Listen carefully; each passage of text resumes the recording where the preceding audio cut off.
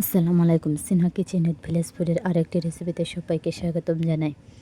ফুলকপি তো আপনারা অনেকভাবে রান্না করে খেয়েছেন, একবার ডিম ও আলুতে এইভাবে রান্না করে দেখবেন।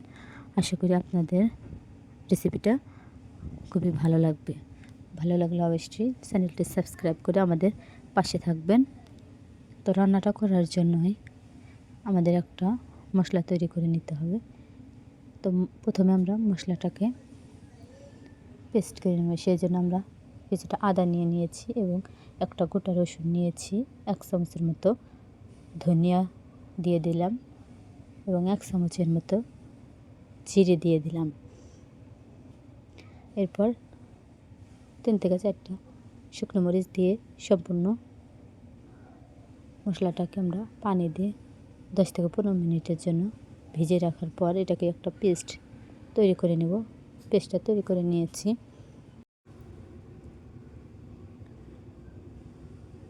এবার আগে থেকে আমি ফুলকপি কেটে পানির মধ্যে ভিজিয়ে রেখেছিলাম, যাতে ফুলকপিতে কোনো পোকামাকড় থাকলে সেটা বের হয়ে যায়। এবার দেখুন, এই সাইজ করে আমি আলু কেটে নিয়েছি। আলুটা পানির মধ্যে রেখে দিয়েছি, নাহলে আলুটা কালো হয়ে যাবে।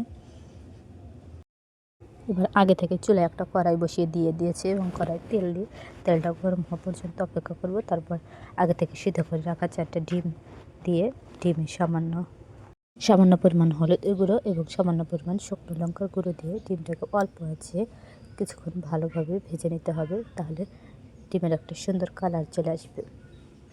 এরপর যে ডিমটাকে একটা ছাঁকনি দিয়ে উঠিয়ে নেব।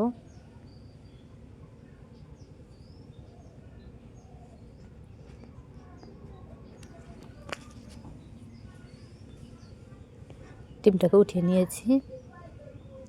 এবার ওই একই তেলে আমি আলুগুলো খুব ভালোভাবে লাল লাল হয়ে আসা পর্যন্ত ভেজে নেব। একটু সময় নিয়ে ভাজতে হবে, তাহলে আলুর কালারটা খুবই সুন্দর আসবে।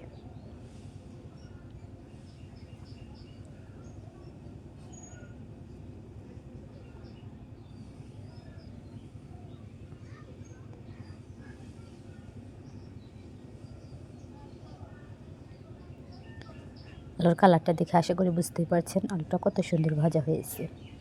এবার আলুটাকেও ছাঁকনি দিয়ে ছেঁকে বাটির মধ্যে উঠিয়ে নেব। এবার ফুলকপিগুলোকেও সামান্য হলুদ দিয়ে একই তেলে অল্প আছে কিছুক্ষণ ভেজে নেব।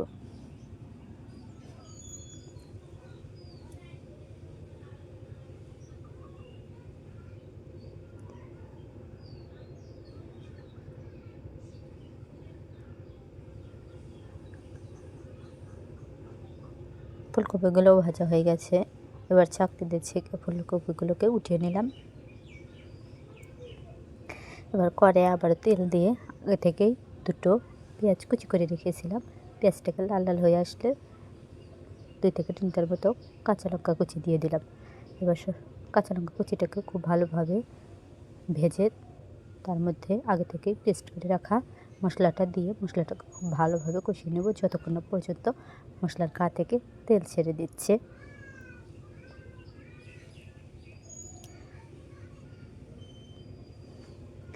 মশলাটা খুব ভালোভাবে বলক চলে এসেছে। এই পর্যায়ে আলু এবং ফুলকপি দিয়ে ফুলকপিটাকে খুব ভালোভাবে মশলার সাথে কষিয়ে নেব।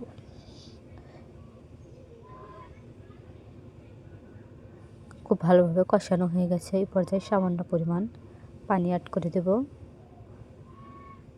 খুব বেশি পানি দেওয়ার দরকার নেই, কারণ সবগুলো সবজি আমি আগে খুব ভালোভাবে ভেজে নিয়েছিলাম।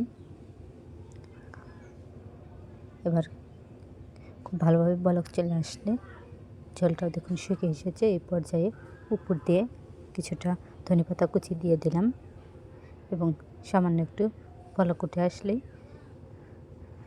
তরকারিটা নামিয়ে নেব।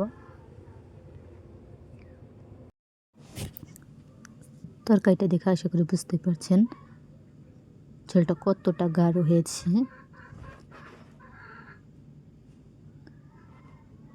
এবার পরিবেশন করে দেখিয়ে দিচ্ছি।